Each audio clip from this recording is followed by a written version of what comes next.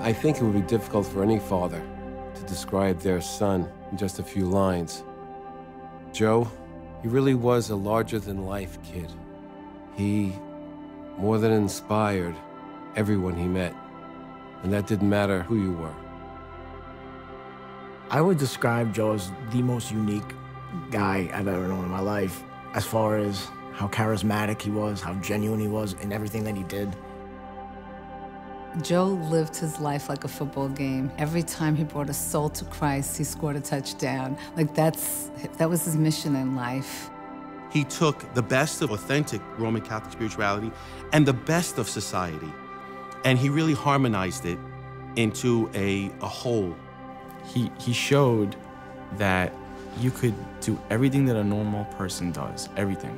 But at the same time, your faith is totally driving your entire life. I mean, how do you go out, go to the bars with your friends, and then go back and knock on their door the next morning to make sure they all go to Mass? These are the things that he did. He would invite people to Mass. He'd invite the football team in high school, and if that's not evangelization, then what is? You know, outside of faith and family, football was everything to him.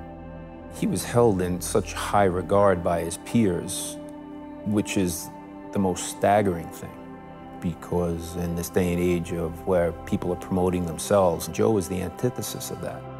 Oh, loved the game. He loved it. Everything was about football, football, football, football all the time. He was very competitive. Everything that he wanted to do to the best of his abilities.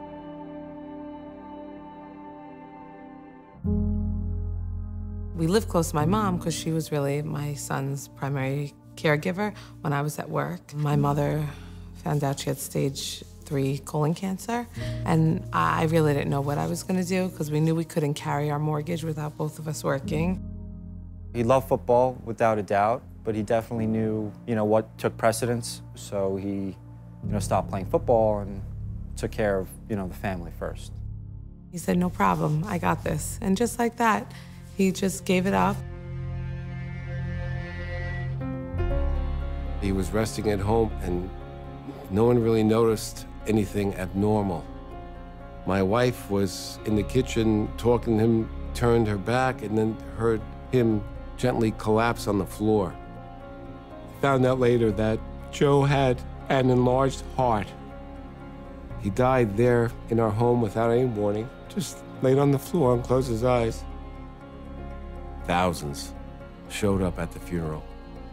People were waiting for hours to come into the church where they held his wake and to give us the opportunity to hear the stories of how Joe touched their lives in such a special way. A woman came up and said that her son ran away to Florida. We met this boy. He convinced him to go home to his mom. She thought she lost her son. And he came home telling her stories about Joe. Joe loved his faith so much, and he surprised us all when he said the priesthood was was where he wanted to go.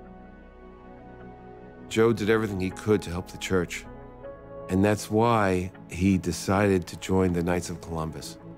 We fell in love with the idea of Knights helping the church, and when I found out he was #1 on the list, I said, "That's it." I said, "This is Joe. This is how we're going to continue Joe's legacy."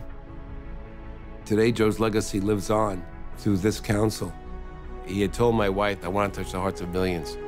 And through the Knights of Columbus, he's getting his wish.